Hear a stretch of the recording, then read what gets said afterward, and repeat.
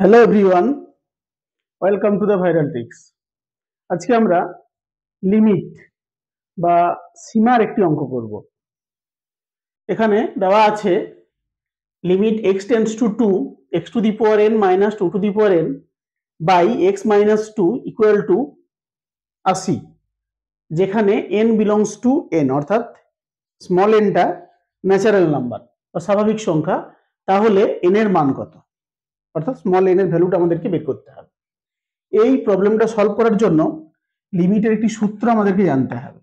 Limit এরকম একটা সূত্র ছিল, limit x tends to a x to the power n minus a to the power n by x minus a equal to n a to the power n minus 1।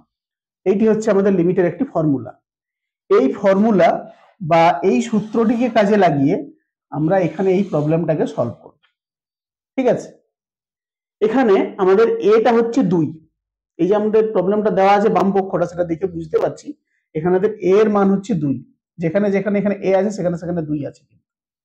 ঠিক আছে, তাহলে আমরা এই n এর মানটা যেহেতু 2 আমাদের, আমরা এই পাশটাকে, এই পাশটার যে মান সেই মানটাই কিন্তু আমাদের এখানে কি হবে, 80 হবে।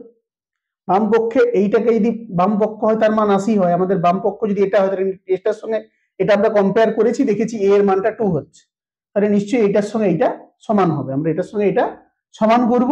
এন এর মানটা জানি না, এ এর মানটা আমরা 2 জানি। ঠিক আছে, ব্যাস, তাহলে আমাদের এখানে আমরা লিখব কি না, N A two the power n minus 1 এইটা সমান হচ্ছে 80, বা এখান থেকে আমরা লিখতে পারবো n into 2 to the power n minus 1 equal to 80। এখানে যেহেতু আমাদের এটা কত, 2, সূত্র কম্পেয়ার করে আমরা পেয়েছি এটা যেহেতু 2, তাই আমরা এখানে 2 বসালাম। ব্যাস, এখানে এই যে 80টাকে লেখা যাবে কত, 5 গুণিত 16। তাহলে আমাদের n into 2 to the power n minus 1 এর ভ্যালুটা হচ্ছে আমাদের 5 ইন্টু 16। তাহলে n into 2 to the power n minus 1 সমান হয়ে যাচ্ছে 5 গুণিত 16টাকে লেখা যাবে কত, 2 টু দি পাওয়ার 4, বা n into 2 to the power n minus 1 সমান হয়ে যাচ্ছে 5 গুণিত 2 টু দি পাওয়ার 5 মাইনাস 1 লিখতে পারি, 4টাকে 5 মাইনাস 1 লিখতে পারি।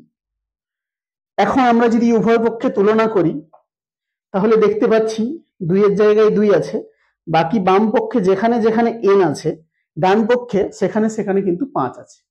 তার মানেটা কি, তার মানে আমরা এই যে লাস্ট যে সমীকরণটা পেয়েছি এটাকে কম্পেয়ার করে এখান থেকে আমরা বলে দিতে পারি যে n এর মানটা হবে 5, অর্থাৎ n এর সঠিক ভ্যালুটা হবে আমাদের 5।